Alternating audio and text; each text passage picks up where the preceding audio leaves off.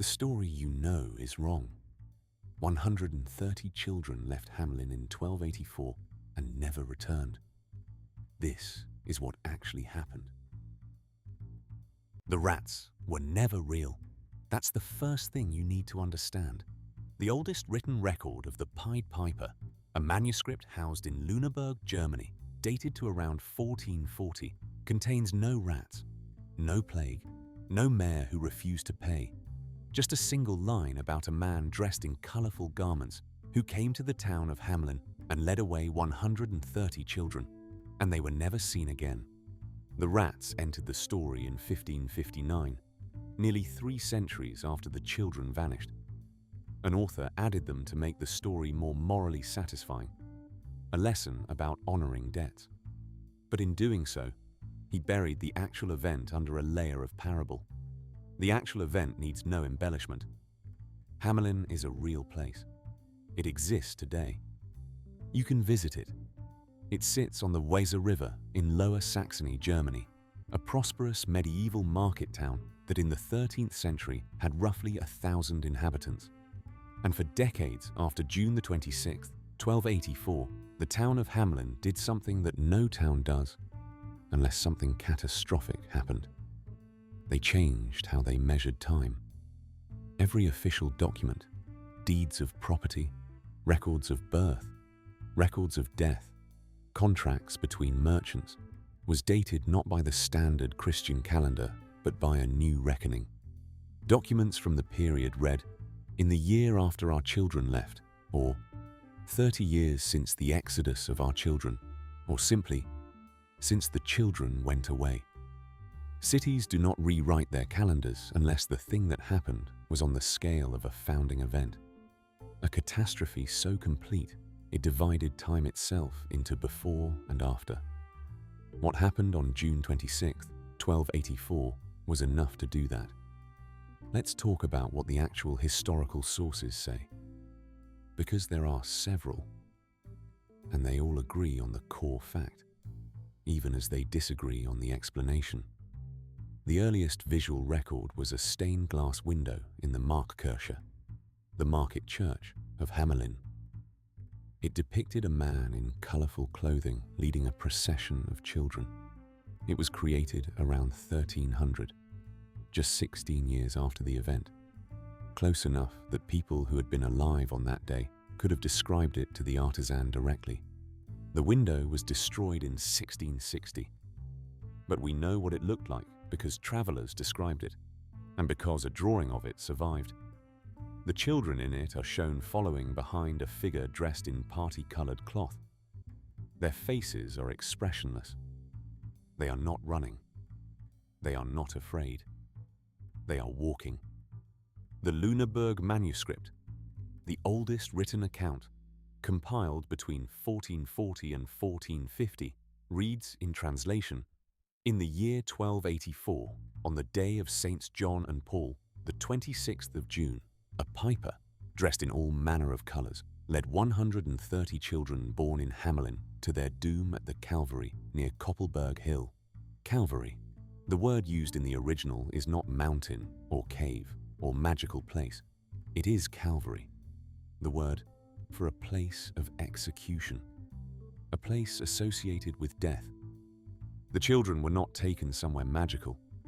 According to the oldest record, they were taken to a place of execution, and they didn't come back. There's a street in Hamelin that exists to this day called the Bungelosenstraße. It translates, roughly, to the street without drums. More precisely, the street where no music plays. The ordinance is centuries old. No drums, no pipes, no music of any kind may be played on that street. The reason given in historical records: it is the street through which the children walked when they left. Out of respect for the memory of what was lost, music was silenced there. Processions still do not play music when they pass through the Bungelosenstraße, not because of a fairy tale, because of something that actually happened. The town of Hamelin also established June 26th as an official day of commemoration, not a celebration, a day of mourning. A day when, historically, no weddings were permitted and no public feasting was allowed. These are not the actions of a city that experienced a folktale. These are the actions of a city that experienced a mass disappearance of its children and did not fully recover for generations. So who was he? This is where history becomes honest. No one knows. The records describe his clothing. All manner of colors. Party-colored. Motley, but give no name. No origin. No explanation of where he came from or how he did what he did. In 1284, a man who dressed in unusual, colorful clothing would have stood out immediately in a small German town. Clothing was expensive. Color was expensive. A man who could afford to dress in many colors was either a person of wealth, a performer, or something else entirely. Some historians have proposed he was a Spielmann, a traveling entertainer, a musician who moved from town to town. This would explain his appearance and his ability to attract a crowd of children. Children in medieval towns had limited entertainment. A skilled performer with music or games would have drawn them immediately. But this explanation doesn't account for the scale. 130 children. In a town of roughly 1,000 people. That's not a small number who wandered after a street performer. That's more than 10% of the entire population. The parents were there. The adults of Hamelin were present in the town on June 26th. The records don't describe the children being taken by force. They describe the children following, willingly, out through the Ostergate, the eastern gate of the city, and into the hills beyond. And the adults didn't go after them. Why? The records don't say. This detail, parents who watched and did not follow, is the most disturbing element of the historical record and the one that receives the least attention. Over the centuries, historians and scholars have proposed several serious explanations. None of them are complete. All of them are more disturbing than the fairy tale. Theory 1. The Eastern Migration. In the 13th century, German nobles and landowners were actively recruiting settlers for newly colonized territories in Eastern Europe, what are now parts of Poland, Romania, and the Baltic states. Young people from overcrowded Western towns were offered land, freedom from feudal obligations, and a fresh start in exchange for relocating east. Historians have noted something strange. Several villages in Pomerania, in what is now northern Poland, bear names that are linguistically similar to surnames recorded in Hamelin in the 1200s, the same family names. In villages that had no known connection to Hamelin, but that were founded around the same period. The theory holds that the piper was a locator, a professional recruiter, who convinced the young people of Hamelin to follow him east, to new settlements. 130 young adults and teenagers, not small children, who made a choice to leave and never contacted their families again. It's a compelling explanation. It accounts for the colorful clothing. Locators were known to dress distinctively to attract attention. It accounts for the willing following. It even accounts for the route, east, through the Ostergate, toward the hills and whatever road lay beyond them. What it doesn't account for is the silence afterward. If they relocated, why did no one hear from them again? Not a single letter. Not a single returned traveler who had met them. Nothing. Theory 2. St. Vitus's dance. In medieval Europe, outbreaks of mass psychogenic illness were documented. Events where large groups of people began dancing uncontrollably, unable to stop, sometimes for days or weeks. St. Vitus's dance, as it was called, is now understood as a form of epidemic hysteria or possibly Sydenham's chorea, a neurological disorder associated with streptococcal infection. Some researchers have proposed that what happened in Hamelin was a dance epidemic, a group of children who fell into a collective trance and danced out of the city. Some died of exhaustion. Others disappeared into the countryside, disoriented, and never found their way back. This theory is strange enough to fit the medieval record. It explains the following without command. It explains the expressionless faces in the stained glass. It does not explain the colorful man, or why the adults of Hamelin never went after their children. Theory 3. The plague, June 26, 1284, falls in a period of significant disease activity in northern Europe.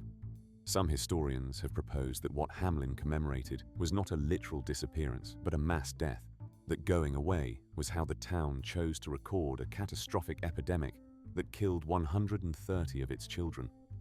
If true, the piper would be a metaphor, a personification of death itself, come in his colorful garments to collect what was owed. Medieval people regularly used allegory to process catastrophe. The dance of death, a common artistic theme, depicted death as an active figure who came for the living, a figure who played music, a figure dressed in motley. If the piper was the plague, then the stained glass isn't a historical document. It's a memorial. The children walking behind him aren't following willingly. They're already dead. The artist was showing where they went. No single theory explains everything. Every serious historian who has studied the Hamelin records eventually arrives at the same conclusion. Something happened on June 26, 1284, that the people who lived through it could not fully explain, chose not to explain in writing, and never stopped mourning. The Rathaus of Hamelin, the town hall, still bears an inscription. It reads, in German, "In the year 1284, on the day of John and Paul, the 26th of June, by a piper dressed in all colors, 130 children born in Hamelin were led out and lost at the Calvary near Koppelberg." The inscription is not labeled as a legend. It is not framed as folklore. It is presented as a historical record, in the same tonal register as a date of construction or a record of a visiting dignitary. The Bungerlossenstrasse still silences music when processions pass. June 26th is still observed, and the question that the oldest record left unanswered: how does a man in colorful clothing lead 130 children out of a city in the middle of the day, past their parents, through the town gate, and into the hills without anyone stopping him, still has no answer. In 1284, a city lost its children. We know the date. We know the number. We know the man was wearing many colors. We know the children followed willingly. We know they left through the eastern gate. We know they never came back. The rats were a story someone invented to make it make sense. The rats gave the event a moral, a lesson about broken promises and supernatural punishment. The rats made it a fairy tale. The truth is simpler and darker. A man came to Hamelin. The children followed him, and the town counted the years from that day forward, because some losses are so complete that they become the moment everything else is measured against. What do you think happened on June 26, 1284? The migration theory, the dance, the plague. Something else entirely. Drop your answer in the comments. This is one of the oldest open questions in European history, and I read every response. If this kind of story is what you came here for, the ones history tried to bury under prettier explanations, subscribe. There are others. There are many others, and they're all real.